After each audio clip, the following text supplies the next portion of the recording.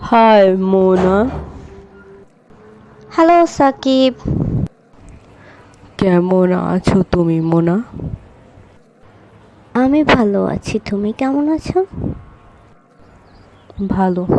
চলো আমরা কোথাও বসি। ওকে, চলো।